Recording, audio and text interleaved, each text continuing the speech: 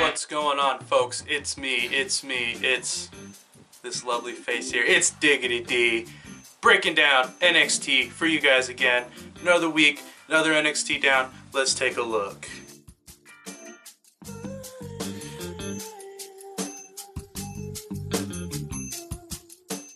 Alright, to start out our night, we have Johnny Gargano, or I should say Johnny Champion as he's going by now, coming out and still celebrating after winning a couple weeks ago at the TakeOver Phoenix.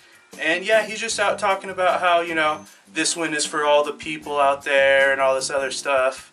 You know, trying to play to the crowd, still trying to be a face, but definitely very much still a heel. While this is going on, Tommaso Ciampa comes out and interrupts and says, "Hey, I really appreciate the fact that you have followed my lead, and now both us, you and I, rule the world because we are both the NXT and the North American champion." After all of this happens, Velveteen interrupts both of them and says, "Hey, by the way, I just won the Worlds Collide tournament. I've got a champion of my choosing." Kind of looks at Tommaso Ciampa and says, I don't really want your title. I want Johnny Gargano's title. So he goes in and he challenges Johnny Gargano. And Johnny Gargano's like, "You know what? I'm feeling a little bit fightful tonight. Yeah, sure, why not? I'll defend my title." And it has been announced that in 2 weeks' time, we will have the Velveteen Dream taking on Johnny Gargano for the North American Championship.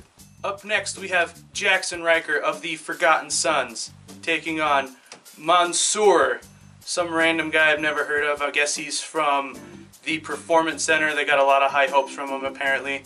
Yeah, Ryker just makes really quick work of him. 1, 2, 3. And after the match, we have ourselves another... That's right, it's the dick move of the night. And it's going back to Jackson Ryker for a second week in a row. This time, he attacked the poor guy after he won his match. Leave the guy alone, he's a newcomer. You don't gotta be a dick. Come on, just stop being a dick about it. Alrighty, next up we have Drew Gulak from 205 Live versus some random dude named, let me read this name for you, Eric Bugenhagen. Yeah, that's right, I had to look down to read it for you guys. Anyways, this match is really short. Drew Gulak makes really short work of him, 1, 2, 3. And that's not all we're going to see from Drew Gulak, because after this he gets on the microphone and says, "Hey, this is the best NXT's got." He kind of runs down the talent a little bit and says, "If there's anybody in the back that wants to get stretched, you know, come on out." And then all of a sudden we hear, "Bro!" That's right, we have Matt Riddle coming out and accepting the challenge, saying, "You know what? NXT is the gold standard here in the WWE, and if you're going to run us down, why don't you just fight me and I'll tap you out?" And Drew Gulak says, "Why don't you just come on down and see what you got?" And we have ourselves probably the match of the night. Fantastic. If you like mat wrestling, go back and watch this match. It is awesome. There's lots of submissions, there's a lot of ground and pound. It turns into a physical match after that, and eventually Matt Riddle picks up the win with the Bro Mission, tapping him out. And after the match, Gulak extends his hand and says, you know, "I respect you," and leaves the ring, and Matt Riddle gets the win in what is a solid match. Alrighty, you guys, it is main event time. We have Io Shirai and Kairi Sane teaming up with Bianca Belair, and they are taking on 3 out of the 4 horsewomen. You know their names by now. Anyways, this is a pretty decent match. It's not amazing. There's some pretty cool spots though. There's this really nice spot where Bianca Belair shows her strength and just kind of hoists up Kairi Sane up in the air on her hands. And then she just throws her up and Kairi Sane drops down for an elbow. Eventually, the 3 out of the 4 horsewomen just kind of get the comeback there. And we have Shayna Baszler playing a really good heel, kind of picking her spots, kind of deciding when she wants to go in the ring and when she wants to beat someone down.